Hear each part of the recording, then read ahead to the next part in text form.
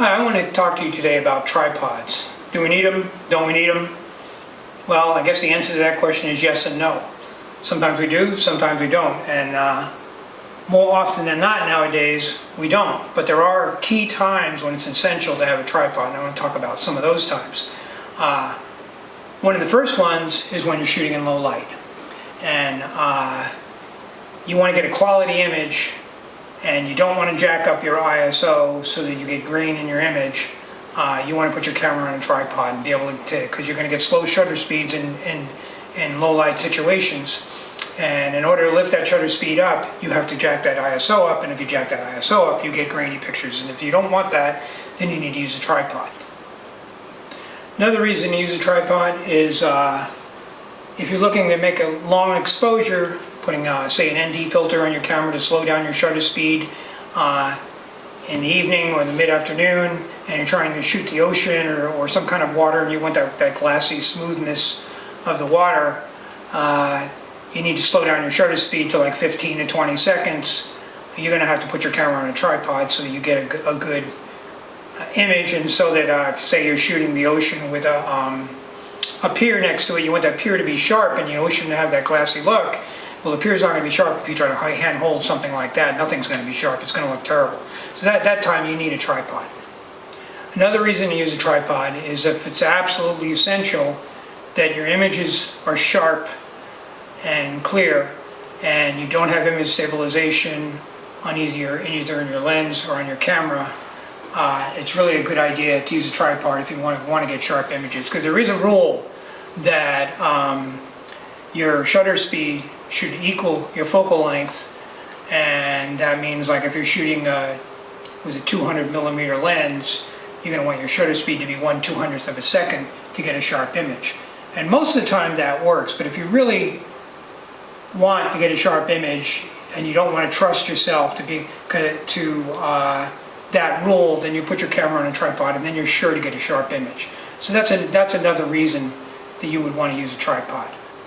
Also, another thing is a tripod is really good when you're out and you're, say, shooting fine art landscape photography, and you want to slow your photography down, and you want to make sure that you get good composition, and you want to put your camera in a good position.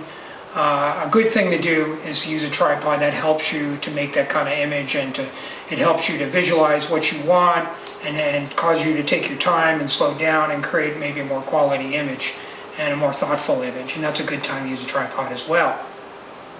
So there are a lot of times when a tripod can be very helpful to your photography. Sometimes when they're necessary, sometimes when it's just helpful. Should you always use a tripod? Well, when I took a class many years ago from an outfit called New York Institute of Photography, which was a correspondence course, where they didn't have online courses then, and their people, and they sent me videos to watch, and their people, basically everything they did, they put the camera on a tripod, because it was all film. And with film, you can't, if you're going to take the picture, you want to make sure you get it right the first time, because you don't get to look at the back of the camera and see if you got a sharp image like you can now. And so they would put their cameras on a tripod, whether it was portrait, landscape, taking pictures of flowers, whatever it was they were taking pictures, they would make sure that their camera was on a tripod. Well, that's not necessary anymore, because nowadays we have this thing called image stabilization in our lenses and in our cameras, to where we don't need it. In the daytime, I probably never use a tripod anymore, even when I go out and do landscape images. Like I know I just told you that it's good to slow you down, but I usually have learned to do that myself without a tripod. But you know, and you can buy cameras like this. This is a Sony A6500, and it has image stabilization inside of it. And this is also, the lens on here is a Sony 18-135, and it also has image stabilization. So yeah, you need a tripod for low light, and it's good to have one. It's good to bring one with you when you go do photography, but they're not necessary all the time, and sometimes they're just more of a cumbrance than they are a help. So, and you have to decide what's best for you in that area. So let's talk a little bit about the tripods I own. This one is a Vebron carbon fiber tripod. It's about 12 to 15 years old. I've had it for a long time. If you could look a little closer, you'd see how that some of the paint is worn off, but It still works well, it's still very sturdy. I really like this tripod. It has a center post that allows you to bring it way up high. And it's probably my favorite tripod. Now I only use this if I'm traveling. It's the only kind of traveling I use this with is if I'm car traveling. If I get in an airplane, I don't take this with me because of the size more than anything else, not necessarily because of the weight. Because it's pretty light with the carbon fiber. Now, the other tripod I have, and this is considered a travel tripod, is this one here. And it actually, the weight is very similar to this one. But the reason this one would be preferable when traveling is I'll show you when I close this one down.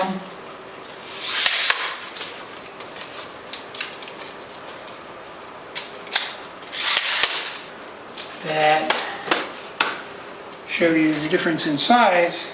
There's quite a bit of difference in size. And subtract the camera, but it's still quite a bit of difference in size. It's about half the size of this one. So it fits easily in a suitcase or however you want to carry it, and it just gives you a little bit more room. And I'll show you what this one looks like when it's opened up. It's a little shorter than my big tripod. You don't get the same. It also has a different type of stop on it. They're twist stops, which for a lot of people that's preferable, because the ones that on the other one are like a clip type of stop, and they can wear out on you eventually, although mine hasn't worn out yet. I like to do them, loosen them all up so I can just open the tripod all the way up. Okay, and that's the highest this one will go. With the center post raised up, and it goes down there. So that's as high as it'll go with the center post raised up. And let me bring this one back up again to show you the difference in size.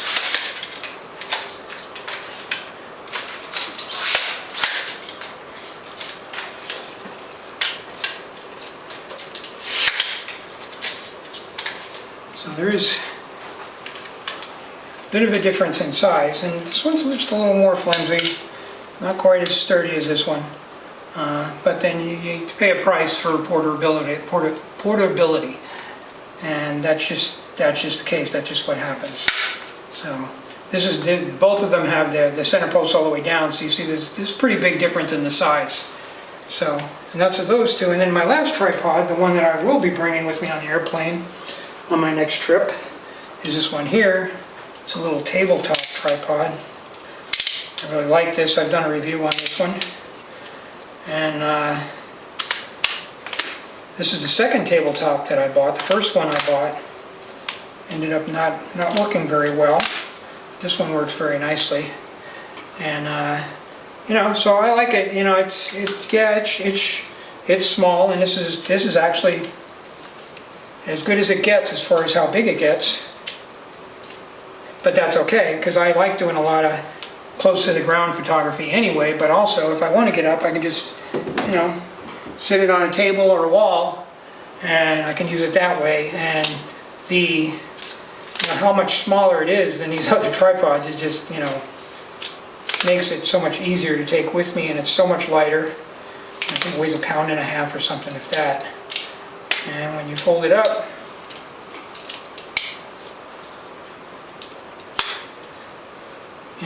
it just makes this little package really small, really easy to carry. So anyway, that's my thoughts on tripods. I hope this was helpful to you. If you like this video, go ahead and give me a thumbs up. And if you'd like to see more of my videos, go ahead and subscribe to my channel.